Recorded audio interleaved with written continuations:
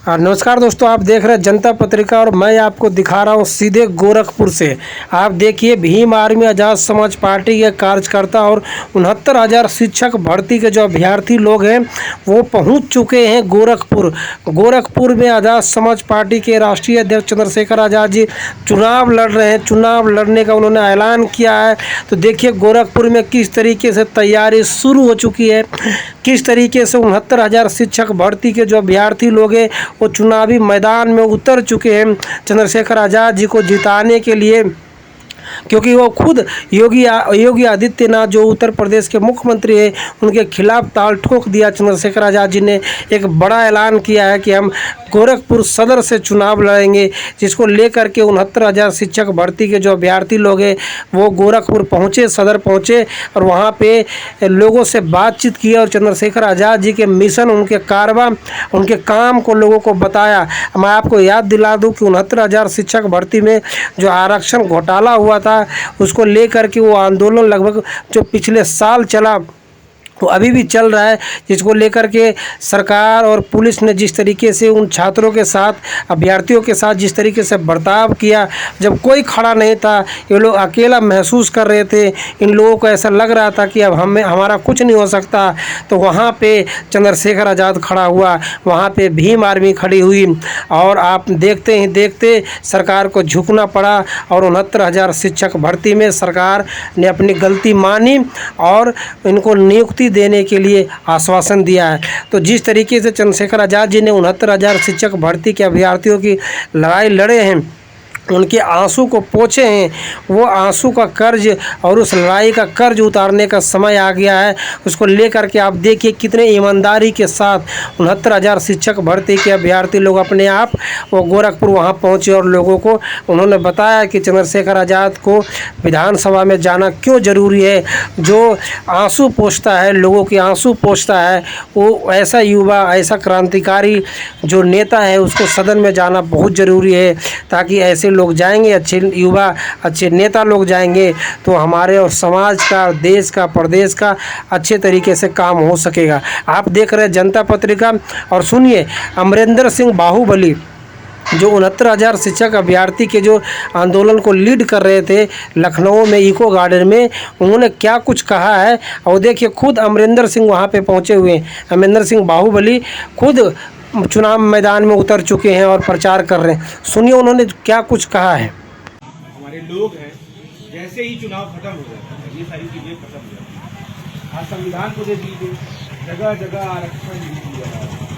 जहाँ हमारे 20,000 लोग होने चाहिए वहाँ हमारे 10,000 लोग किसी भी तरीके से, क्योंकि जब बड़ी बड़ी नौकरियों में जो अधिकारी लेवल है, सबसे बड़ी बात हम लोग इसलिए नहीं समझ पाते कि जो अधिकारी लेवल के हैं वो बड़े बड़े लोग हैं, वो सवर्ण लोग हैं जो हम लोग कभी आगे नहीं जाना देना चाहते। वो लोग इतना दिमाग लगाते हैं ना, वो उसी पे काम ही करते हैं कि किस तरीके से कैसे इनका आरक्षण खत्म किया जाए, कैसे नौकरियों में इनको कम से कम भागीदारी मिले। अगर हम लोग, हमारे बच्चे और हम लोग अगर नौकरी करेंगे तो हमारे बच्चे अच्छे विद्यालयों में पढ़ेंगे, अच्छी शिक्षा पाएंगे, वो भी अपनी हक हिस्सेदारी के लिए जागरूक रहेंगे। आज हमारे माँ बाप अच्छा पढ़ाएं हम लोगों को, और यही रिजर्वेशन और संविधान जो बाबा साहब अम्बेडकर जी हैं, ये लोग बता देते हैं नहीं सिर्फ दलितों के लिए काम किया, दलितों के लिए लड़े, उनको एक अलग जगह क्राइटेरिया उनका सेट कर दिया कि नहीं सिर्फ और सिर्फ दलितों के लिए वो मसीहा है, ऐसा कुछ नहीं है। वो जो ब्राह्मण लोग हैं, क्षत्रिय लोग हैं, उनके लिए भी काम किया, सभी के लिए संविधान बनाया। उसी संविधान की वजह से हम आपसे बात कर पा रहे होते। हो सकता है हमारा विचार आपको अच्छा न लगता, आप हमारा सर कलम कर देते, लेकिन उसी संविधान का डर है आपको ना कि नहीं यार अगर हम इसको कुछ क्षति पहुंचाएंगे तो पुलिस आ जाएगी। पुलिस उसी कानून से चलती है, उसी सिस्टम से चलती है।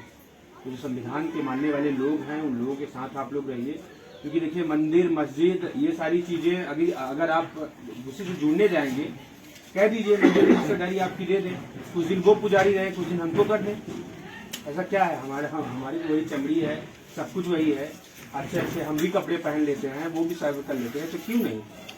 जब जहाँ जरूरत हमें हिस्सेदारी और उसकी देने की बात आती है तो वही मामला खत्म हो जाता है।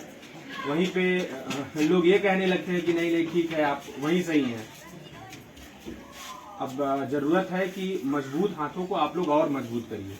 देखिए जीतना हारना एक अलग मैटर है, कम से कम अपने समाज के लोग, यहाँ से एक मैसेज जाएगा पूरे उत्तर प्रदेश में, देश में, कि नहीं यार अब दलित वर्ग के लोग भी लड़ना सीख गए हैं।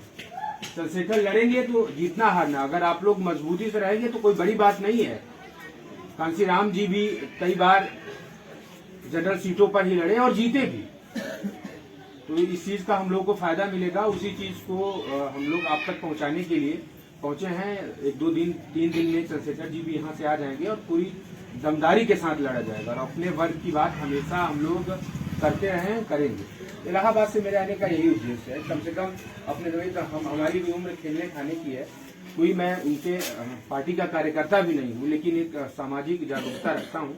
69,000 शिक्षक भर्ती एक हुई थी, शिक्षकों की भर्ती हुई थी, उसमें समझ लीजिए कि कम से कम 12 से 15,000 पद हमारे छीन के जनरल वर्ग को दे दिया गया। उसकी लड़ाई चंद्रशेखर जी लड़े, हम लोग भी लड़े और जीत गए। अभी कुछ सीटें दी हैं, कुछ और आगे देंगे, लेकिन उससे हमें प्रेरणा मिली कि अपने लोगों के साथ हमको लड़ना चाहिए। और उसी वजह से आज हम आए हैं कि उनके लिए हम लोग वोट मांगने, लोगों को एकजुट करने के लिए। और चाचा जी मिले, इनका कल से हमें इनके विचार इतने अच्छे रहे कि हम लोग इनके कायल हो गए और आप लोगों के बीच में हैं। आशा उम्मीद यही करेंगे आप लोगों से कि आप लोग सहयोग करें और लोगों को थोड़ा बताएं कि चंद्रशेखर जी आ रहे हैं। और देखिए छोटी छोटी बातें हैं, अनाज देके लोगों को मादक पदार्थ देके, देखिए छोटी छोटी बस्तियों में ही शराब की दुकानें खुली जाती है। क्यों?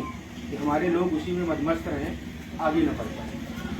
बताइए ब्राह्मण का कोई इलाका हो, वहाँ जाके शराब की दुकान की हैसियत हो, लेकिन क्या करेंगे वही ब्राह्मण लोग ठेके पे दूसरे को दे करके हमारे आपकी बस्तियों में दुकानें खोल देंगे कि हमारे आपके लोग दिन में कमाएं।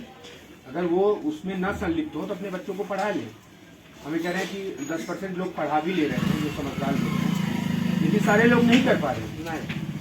तो ये कहीं न कहीं उनका पूरा प्रोपेगेंडा है। जब अपने समाज के लोग, मजबूत लोग जब लड़ाई में आएंगे तो इनको इसकी हैसियत बढ़ेगी। कितने लोग हैं? 10-15%। जाति जनगणना हो जाएगी, पूरी तरीके से जनगणना हो जाएगी। अभी इनका कोई फैक्ट डाटा नहीं है कि 15% है, 10%, 5%, लेकिन फिर भी हमारे 85% लोगों पे राज कर रहे हैं। यही कारण है कि हम लोग कम पढ़े लिखे हैं और जागरूक नहीं हैं। अब तो फिलहाल शिक्षा का स्तर बहुत बढ़ गया है, हमारे अपने लोग भी पढ़ रहे हैं। उसी का कारण है कि हम लोग आपके बीच आके बोल रहे हैं। ठीक है, तो इसी क्रम में हम आप लोगों से ये चाहेंगे कि चीज़ को जागरूक करें, चंद्रशेखर जी के बारे में आप लोग बताएं और थोड़ा सा सोशल मीडिया पे देखें, क्योंकि बहुत सारी जानकारी अभी हम लोगों को नहीं है कि चंद्रशेखर, बहुत लोग कह रहे हैं इस बिरादरी को लेके चलते हैं, इस बिरादरी को लेके चलते हैं, तो ऐसा नहीं है। जब आप सोशल लाइफ में घर से बाहर, इसलिए क्या होता है ना कि हम जैसे इस मोहल्ले में रहते हैं तो सीमित है यहीं से। जब आप बाहर निकलेंगे, घूमेंगे, टहलेंगे तो लोग पता चलेगा किसकी क्या अहमियत है, कौन किसके लिए लड़ता है। सोशल मीडिया पे देखिए, जहाँ जहाँ अपने समाज के लोगों के साथ गलत हुआ, बलात्कार हुए, जहाँ जहाँ लोगों को मारा गया, पीटा गया, नरसंहार हुए, हर जगह चंद्रशेखर पहुंचे और कोई नेता नहीं। यही योगी जी हैं, कहाँ हाथरस पहुंचे। वोट लेना होगा तो देखिए दलितों के लिए बस वही 5 किलो अनाज, ये खाना खाया जा रहा है जाके, बिस्कुट। और देखिए अब तो जाके दलितों के यहाँ खाना भी सिर्फ यही है कि किस तरीके से वोट ले लें उनका। ठीक है, अगर हम लोग कम जागरूक हैं किसी वजह से कर पा रहे हैं, थोड़ा अगर हम लोग जागरूक हो जाएंगे तो लोग हमारा हित प्रोवाइड नहीं कर पाएंगे। ठीक है, धन्यवाद आप सभी लोगों का। और इसी बात पर हम लोग अपनी बात करते हैं।